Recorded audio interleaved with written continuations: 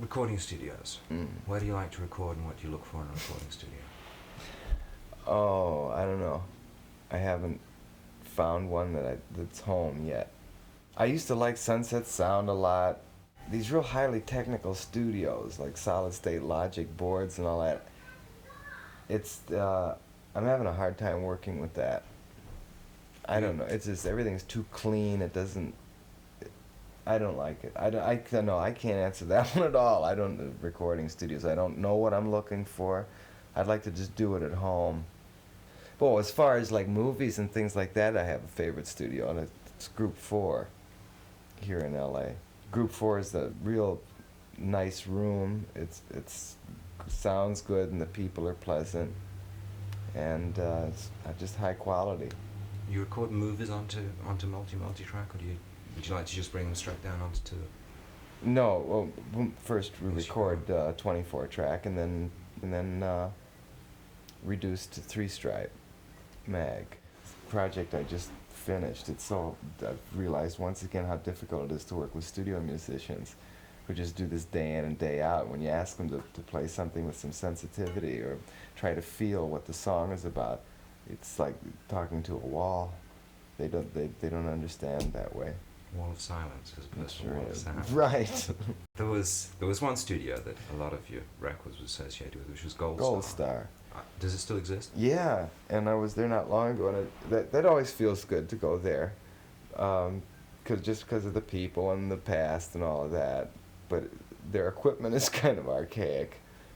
So I mean, there's an in between somewhere between Gold Star and solid state logic. I don't know where it is though. I just haven't found yet a studio that's real comfortable outside of Group 4.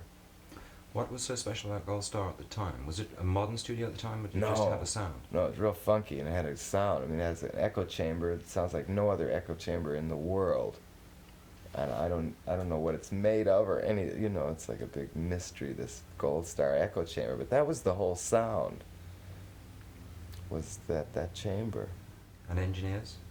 You work with Dave Hassinger a lot. Dave has been doing these last few projects, but I feel like I still feel open about that one too.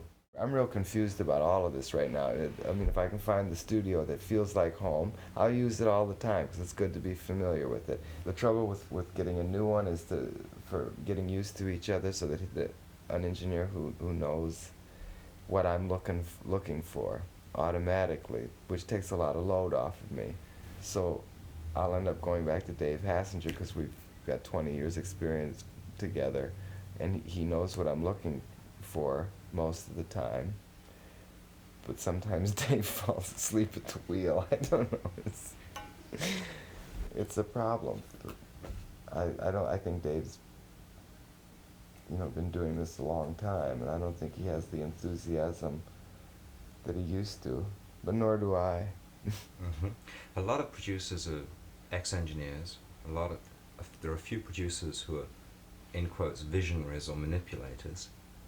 And then there's the producer who was an arranger, which is your case. Boy, there's been very few of those. The producers nowadays seem, the less musical they are, the more successful they are. 'Cause they're PR men more than anything, aren't they?